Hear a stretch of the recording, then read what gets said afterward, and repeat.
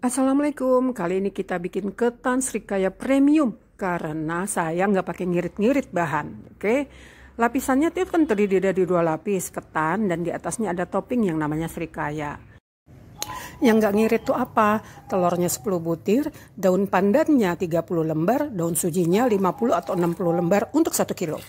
Tapi hasilnya tuh silky, wangi, lembut, dan rasanya tuh enak banget. Gimana ya, bapak-bapak di pengajian tuh malah sampai pada minta dibungkusin buat dibawa pulang. Coba ya, itu nggak mau kalah sama emak-emaknya.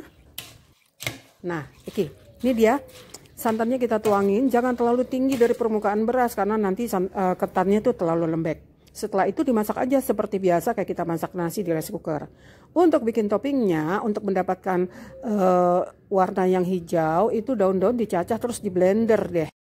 Pertahankan air atau santannya di 600 ml, jadi jangan tambah air lagi ya, supaya nanti toppingnya jangan benyek. Kalau misalnya ngeblender sekaligus daun-daun itu terlalu banyak, blendernya nggak kuat, 2 kali jalan.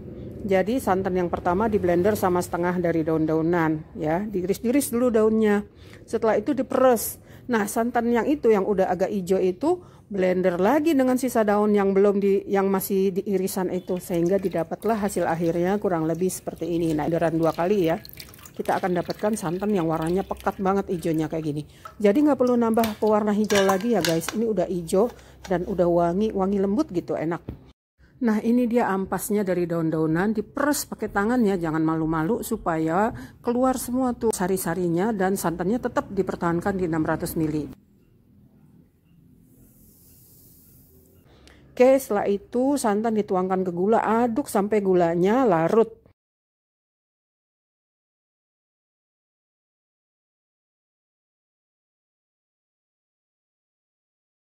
Ini udah hijau banget, saya udah nggak pakai pewarna hijau lagi ya.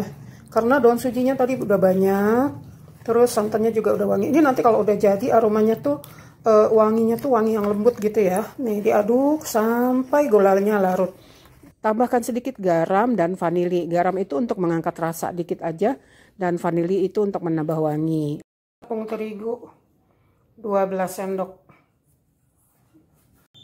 4, 5, 6, 7, 8, 9, 10, 11, 12. Oke, aduk rata, baru nanti kita aduk dengan telur.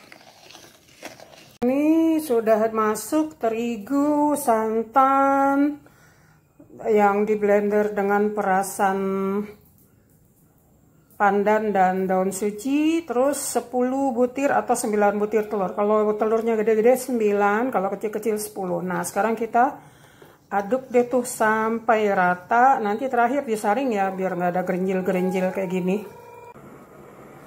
Jika ketannya sudah mateng, kita pindahkan ke loyang ya, atau ke wadah yang kita mau pakai, wadah tahan panas. Lalu diratakan, dipadatkan. Dipadatkan ini gunanya supaya nanti kalau dituangin cairan toppingnya, cairannya itu nggak luruh ke dalam gitu, jadi dia tetap berada di permukaan. Nah, ini dia cairan toppingnya udah kita saring, jadi tinggal dituang saja ke atas ketannya.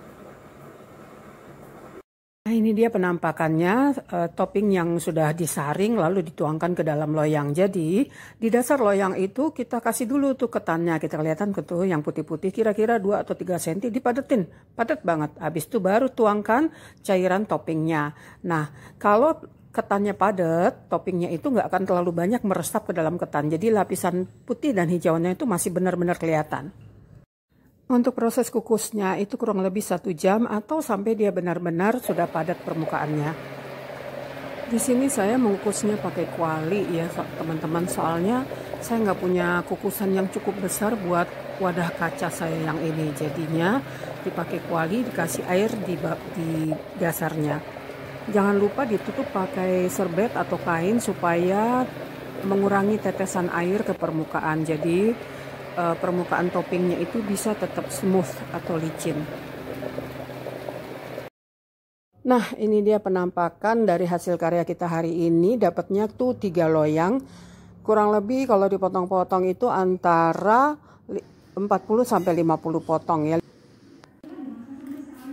Nah, ini dia sudah siap dibawa ke pengajian 2 loyang, dan ini dia Sisain satu buat kita cicip. Nyaman.